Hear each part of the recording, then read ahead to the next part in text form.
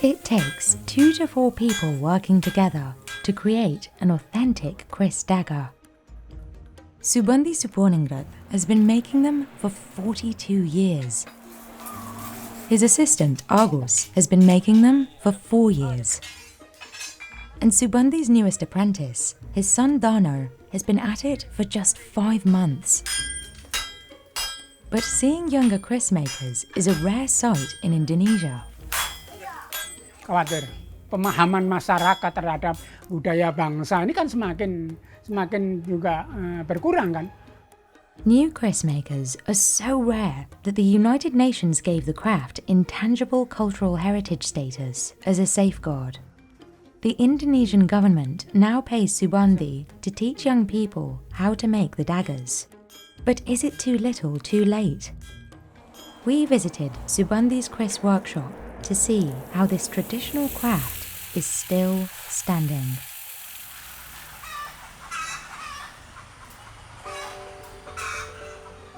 Arif Usman, a retired teacher, is visiting Subandi at his workshop in Solo, Central Java.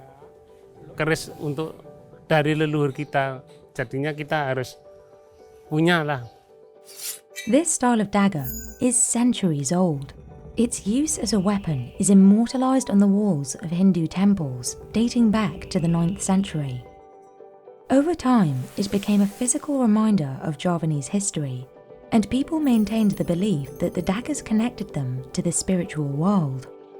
Now, the Kris is incorporated into weddings and funerals, and is passed down as an heirloom that connects modern generations to past ones. Oh, saya percaya. Apalagi kita orang untuk pegangan di rumah supaya keluarga adem ayem gitu. But before forging can begin, an empu has to perform certain rituals. As part of his preparation, he consumes only rice and water for 3 days, a period of fasting known as muti. Karena apa? Tuhan itu tidak memberikan kita semuanya tidak gratis. Harus ada lakunya. Before he begins, an assortment of offerings is prepared by his daughter, Seppa. While not directly involved in making daggers, she has focused her master's photography thesis on Kris.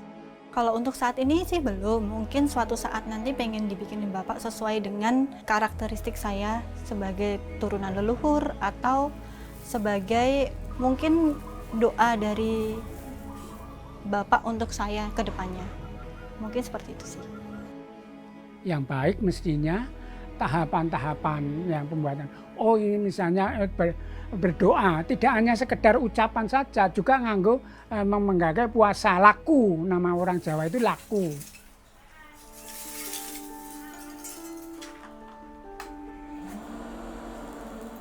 The physical process begins with a fire, which can reach temperatures of up to 1200 degrees Celsius. Using teak charcoal as the base.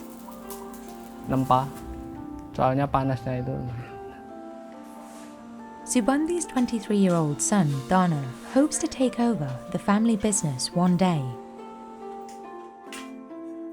He's one of a handful of apprentices in the workshop, but training a new generation of empus is proving difficult. Dano says he, like a lot of young people in Indonesia, had no desire at first to become a Kris master. Dulu sebelumnya sih nggak ada sama sekali ketertarikan masuk dunia keris. Sebenarnya 5 bulan baruan. Soalnya sebelumnya saya bekerja di tempat resto Solo. Karena juga ingin nerusin usaha bapak, karena anak satu-satunya juga, pengen berusaha bahagiain bapak. Subandi begins by heating a single slab of iron.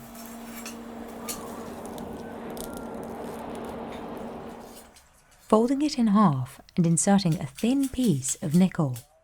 He then hammers the two metals together into one mass. There are two basic shapes to a kris, curved and straight. Tipe look 3 yang pamornya bagus. A curved dagger usually has an odd number of curves, or looks. The parmor is the swirly pattern that forms on the surface of the blade as a result of welding together layers and layers of iron and nickel. Part of being considered a master is knowing how many layers of nickel and iron to use to create the parmor pattern the buyer wants. Nah, soal jumlahnya kita menyesuaikan bentuk pamor yang akan diinginkan. Jadi setiap pamor itu belum tentu, artinya tidak sama lapisannya.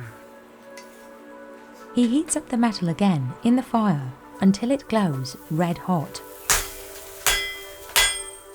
Dana and the others then take turns hammering the molten metal together.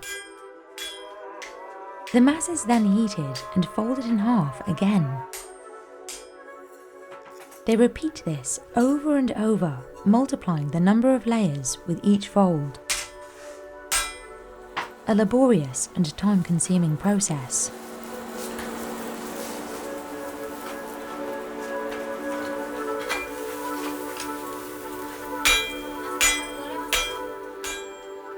Paling memuaskan itu keluar kembang apinya itu.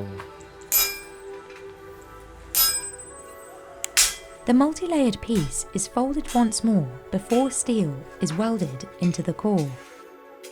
At this point, Subandhi will either hammer in the basic curves or leave it straight, depending on the desired shape. Finally, he immerses the dagger in water adorned with a ceremonial blend of flowers known as Kembang 7 Rupa. This process quenches and hardens the newly forged steel. Now it's time to shape and furrow the blade. This is the most difficult part of the process, according to Subandhi's apprentice, Agus. Karena kalau kita salah sedikit dah jadi.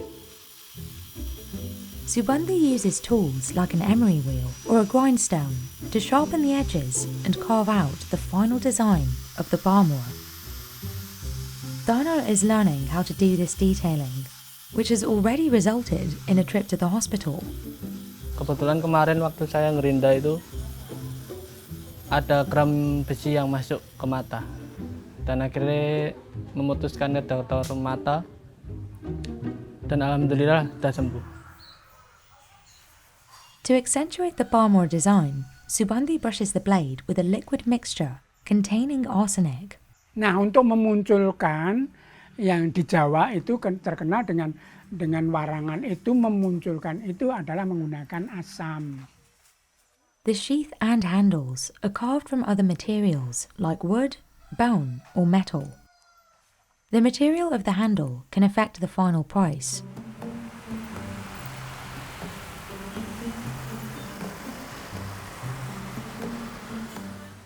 Most of Subandhi's customers are local Javanese people like Arif, who are familiar with kris culture.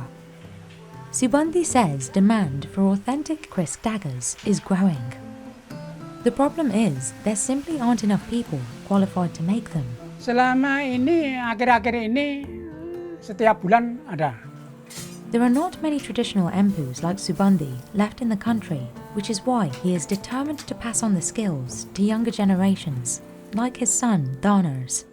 But Subandhi says there is still a lot to learn before Danar can become an empu. Ya karena tidak menjamin saya menjadi kemampuan. Tadi harus dari Bapak Empu itu adalah kemampuan. Subandhi started learning to make daggers in 1979 at the suggestion of the chairman of the Indonesian Classical Arts Academy, who was interested in reinvigorating kris production. Selamat siang, Mas. Monggo, ini Mas Joko. Subandhi went on to teach at the state-run Indonesian Institute of the Arts Surakarta, where he trains younger apprentices. Muhammad is a student in the kris program Subandhi teaches. Both he and his classmate Joko say they want to become empus one day. Yaitu di kalangan anak muda sekarang kan sudah meninggalkan tradisi-tradisinya, yaitu terutama di berkerisan. Mempertahankan budaya berkerisan. Masyarakat yang mencintai budaya, apalagi sekarang bahwa budaya asli Indonesia kan juga mendapat tekanan-tekanan dari luar. Mungkin juga ada istilah mungkin atau mematikan budaya-budaya tradisi bangsa kan gitu ada. Gitu. Even with recent revitalization efforts, knowledge of how to make Chris daggers is at risk of disappearing as young people choose higher paying jobs in modern industries. In 2005, the United Nations gave Chris daggers intangible cultural heritage status alongside other art forms under threat. Kita sebagai seniman kalau idealis dengan karya doang, kita nggak bisa makan, tetap ke ekonomis. While Subandi may be one of the only empus left in Solo, his work has had a big impact on the youth around him. And it's not just men looking to become empus. Pernah angkatan keberapa itu 8 atau itu kebanyakan malah perempuan, dari cowoknya lebih banyak ceweknya. Ada, karena beberapa mahasiswanya Bapak itu sering ke rumah. Suatu saat nanti kalau pengen sih dibikinkan untuk keris wanita biasanya. Namanya cundri, jadi untuk ukurannya lebih kecil. And students like Muhammad are stepping into the empu role to help keep the tradition alive. Menurut saya itu kesempatan untuk di kalangan anak muda yang sekarang yang tetap mempertahankan nilai budaya, terutama di Indonesia sendiri. Kan banyak yang harus tetap dilestarikan. Kalau bukan anak-anak muda sekarang, nanti siapa lagi?